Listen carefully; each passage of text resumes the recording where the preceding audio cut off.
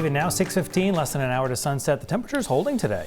Yeah, well, we got to a nicer spot, upper 70s to around 80 degrees, but you're right, we're getting close in Bangor to that first pre-7 p.m. And that's the only thing that's killing my vibe on this type of weather, because otherwise, I mean... Because it'd be a beautiful evening to enjoy, but the clock's ticking here. Yeah, I mean, it's exactly... Let's just leave now then. What are we talking about? 78 in Portland, 80 in Wisconsin, 75 in Bar Harbor, and 79 in Bangor. So we did noticeably better in temperatures today than we did the last couple of days. One thing that didn't change in a good way is the sun was just beautiful all day. We had really no cloud cover out there on the satellite, and it wasn't just Maine. We have this ridge that gives you this potential where you could have taken a drive all the way to about Chicago and seen basically no cloud cover.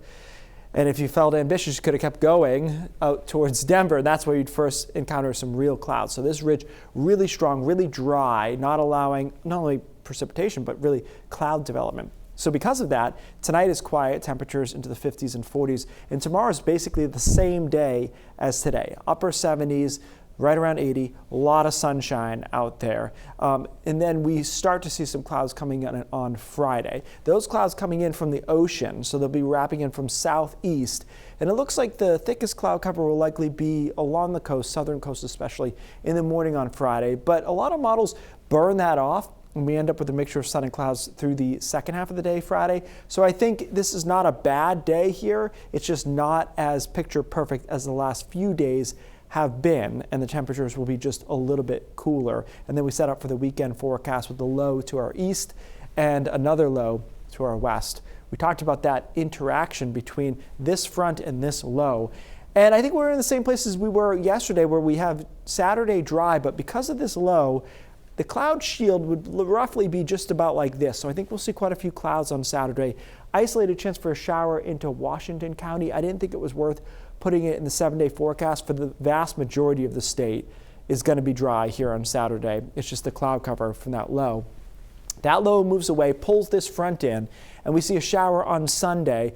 But I got to tell you, this front moves pretty quick, and it looks pretty weak. So I think we're looking at a scattered shower in the morning over western Maine, kind of in the middle of the day in central Maine, and the rest of the day is good, a mixture of sun and clouds. So I don't think that we're looking at a washout here on Sunday at all.